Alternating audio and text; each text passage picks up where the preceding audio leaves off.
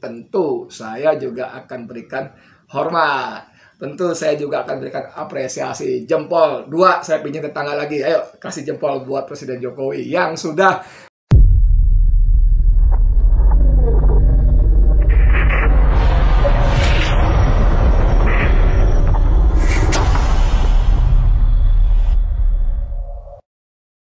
Bismillahirrahmanirrahim.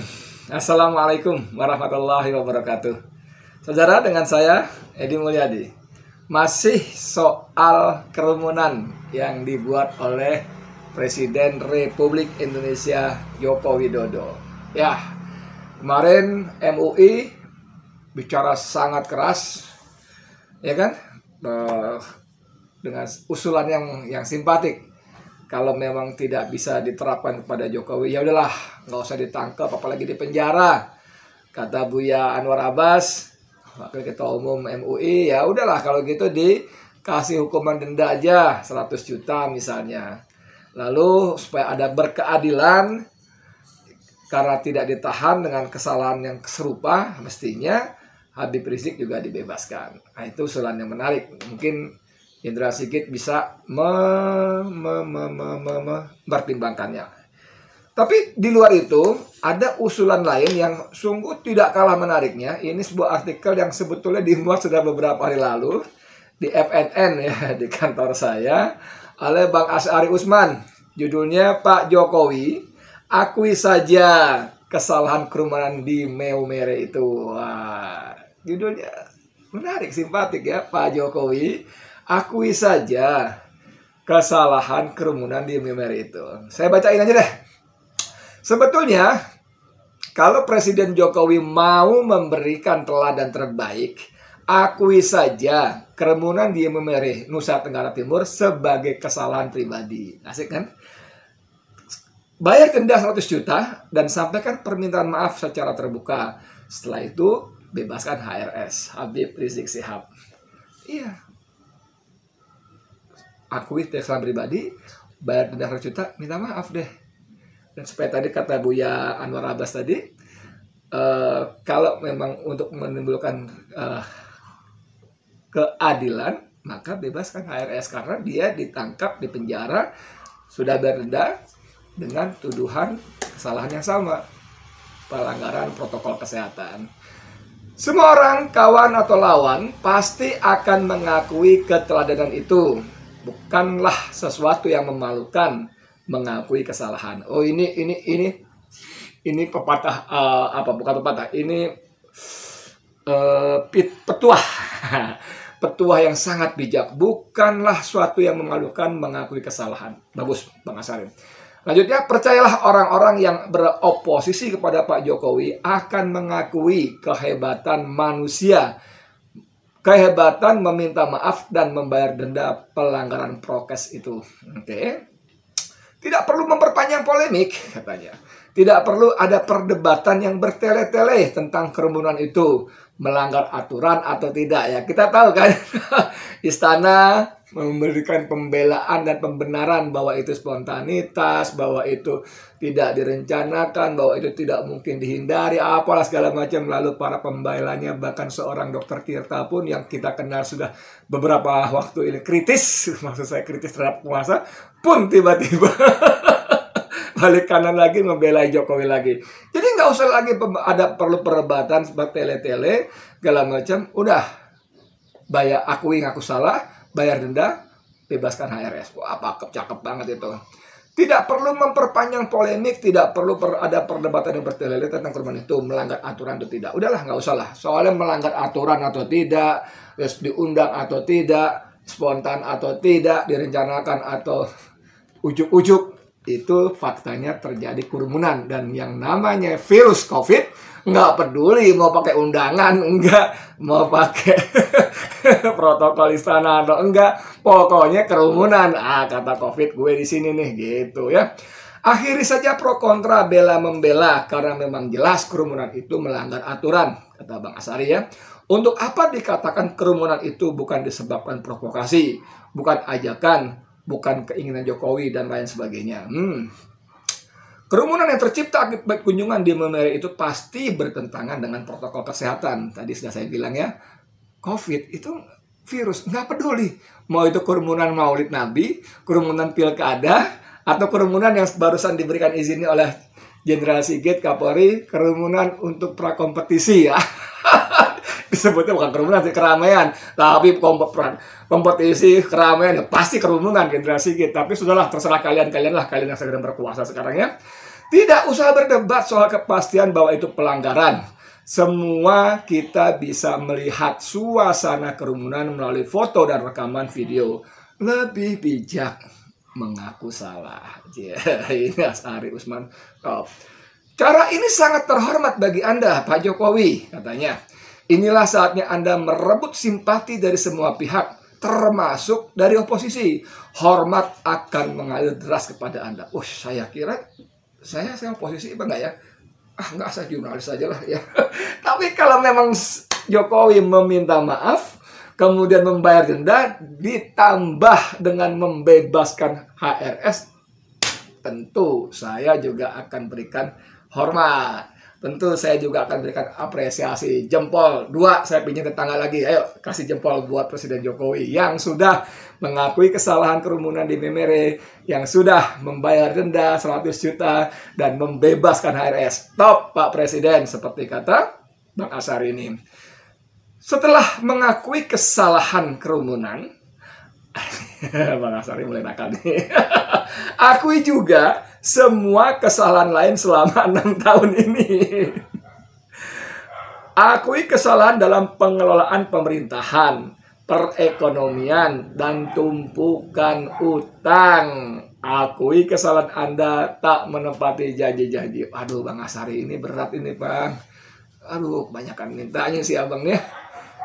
Begitu lagi terusnya. Juga akui tanggung jawab moral, spiritual, legal, kolegial, dan tanggung jawab lainnya dalam kasus korupsi besar bansos, lobster, BUMN, dan seterusnya. Akui juga kesalahan SMK dan lain-lain. Aduh, Bang Asari, saya pikir Anda cuma minta Jokowi minta maaf terhadap kerumunan di Memere aja. Saya pikir Bang Asari cuma minta supaya Jokowi mau bayar denda dan membebaskan HRS saja. Ternyata, Masya Allah, ada daftarnya. Aduh. Ini nakal. Ini alinea dalam kurung paragraf khusus untuk Pak Jokowi. Jika segera mengaku salah. Saya, kata Bang Asari, akan menuliskan status spesial di sini untuk menyatakan rasa salut kalau Anda mengakui kesalahan kerumunan di Memere, meminta maaf, membayar denda, dan mengakui pula semua kesalahan lainnya. Aduh, Bang Asari, banyak banget mintanya. Paragraf terakhir nih. Setelah itu, terserah Anda saja. Mengundurkan diri bagus juga. Anda akan dikenang sebagai pemimpin yang ksatria, patriotis, rendah hati. The choice is yours. Pilihan sepenuhnya di tangan Anda, Pak. Waduh. Asari Usman, penulis adalah wartawan senior FNN.co ID. Aduh, Bang Asari ini memang Badung ya. Aduh. Maaf ya, Pak. Mas Jokowi, maaf ya, tadinya saya kira Bang Asari cuma minta sampean untuk mengakui kesalahan kerumunan di Memere saja, kemudian ditambah bayar denda dan membebaskan HRS. Itu saya pikir sudah ultimate prestasi untuk saat ini. Aduh, saya tadi udah mau kasih jempol 2, pinjam tetangga lain dan sebagainya supaya kasih apresiasi kepada Mas Jokowi yang sudah mengakui kesalahan kerumunan, kemudian minta maaf dan membayar denda serta membebaskan HRS. Ternyata Bang Asari nakal. Bang, aduh ya, minta boleh juga sih ya, nggak salah-salahnya. Tergantung yang ngasih nanti. Tapi saya kira Mas Jokowi ini ide menarik ya. Terserah deh kalau Anda mau penuh yang lain-lainnya itu. Waduh, saya lebih terima kasih lagi. Tapi untuk saat ini saya nggak terlalu banyak berharap. Mohon maaf, saya dengan rekam jejak sampean yang seperti 6 tahun belakangan ini saya benar-benar nggak berani berharap terlalu banyak, takut kecewa. Karena permintaan Asyari Usman dalam paragraf pertama tadi, Anda mengakui kesalahan kerumunan di Memere, Anda minta maaf, Anda bayar denda, Anda bebaskan HRS, itu sebuah hadiah yang luar biasa.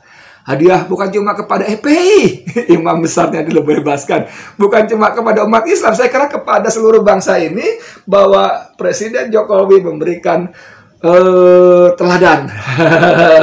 Teladan kemarin waktu ribut-ribut soal kerumunan, kan ada epidemiolog yang mengatakan ini bukan semata-mata soal hukum, ini bukan semata-mata soal peraturan, tapi ini bicara soal keteladanan. Yang menurut dia kemarin bahwa banyak pelanggaran prokes oleh masyarakat karena pada hakikatnya masyarakat meniru, meneladani, jelek kalau diteladani, meniru, mencontoh perilaku pejabatnya yang melanggar prokes. Aduh, memang prokes ini gimana ya? Prokes ini betul-betul menjadi alat tumpangan bagi kepentingan kekuasaan elit politik dan ekonomi untuk menitipkan, mendomplengkan kepentingan-kepentingannya. Kalau kepentingan penguasa, coba bayangkan terakhir kita aksi demo di depan patung kuda, Kapolres Jakpus dengan gagah berani, dengan gagah perkasa berkata dengan pelantang suara, bubar! COVID masih merajalela, korban masih berjatuhan. Bubar, bubar, bubar, kerumunan bubar. Apabila tidak bubar, kami akan ambil tindakan tegas. Wah. Demonstran semua, bukan demonstran, dia peserta aksi sebetulnya. Peserta aksi, wah, disapu ke arah Tamrin, ke arah Bundaran HI, lalu ke arah Budi Kemuliaan, disapu, lalu ke arah Merdeka Selatan, ke arah Istana Monas dan sebagainya. Disapu bersih. Dengan dalih kerumunan, bahkan seorang tua Kiai Sepuh, Kiai Haji Abdul Rasid Abdullah Syafi'i pun diturunkan paksa dari mobil komando yang beliau belum sempat berorasi, saudara, karena saya ada di sana, saya tahu persis. Beliau baru membacakan doa-doa saja, tapi dipaksa turun dan mobil komando milik FPI disita, entah dibawa kemana. Yang belakangan teman dikembalikan lagi.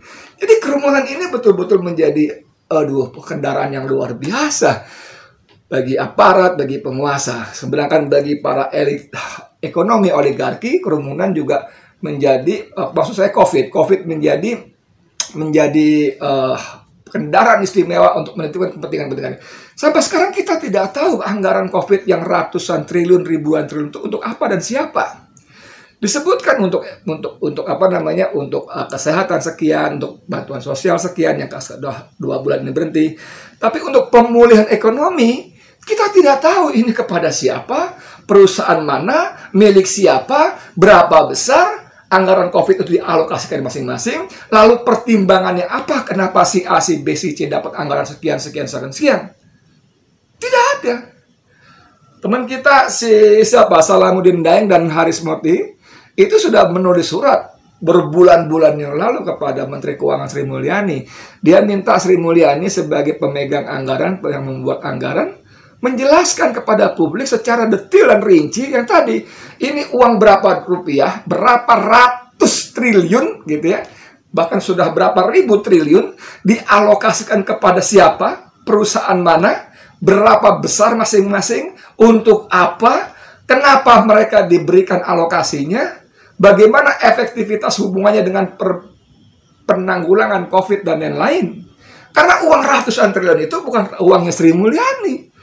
Uang ratusan ribuan triliun dana COVID itu, penanggulangan COVID itu uang negara, uang rakyat, uang APBN yang secara ugal-ugalan, kita tidak tahu bagaimana ceritanya, disusun, dianggarkan, dan dialokasikan secara ugal-ugalan yang kita tidak tahu.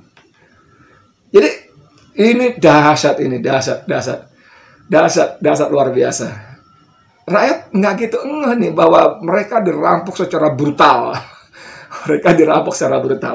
Dan itu semua terjadi atas sepengetahuan, atas sepersetujuan, atas restu dari Presiden Republik Indonesia. Karena APBN sekarang dengan Kepres, bukan dengan undang-undang yang dibahas bersama-sama DPR. Gila, memang gila. Eksekutif ini sudah sangat berkuasa. Sudah seenak-enaknya saja. dan hampir tidak ada pertanggungjawaban apa-apa. Oke, kembali ke soal awal tadi. Mas Jokowi, gimana idenya Bang Asyari? Mohon maaf Bang Asyari Usman, mohon maaf, saya tidak terlalu berani berharap kepada tuntutan Anda pada paragraf-paragraf yang lainnya, soal SMK, soal uang 1.000 triliun, soal penegakan hukum, soal pengelolaan ekonomi. Terlampau muluk. Saya cuma berharap pada paragraf pertama Anda saja, minta maaf, akui kesalahan, minta maaf, bayar denda, bebaskan HRS. Wes, ngono wae. Mas Jokowi, oke? Asik kan? Saya tunggu ya. Sekian dari saya, Edi Mulyadi untuk FNN. Assalamualaikum warahmatullahi wabarakatuh.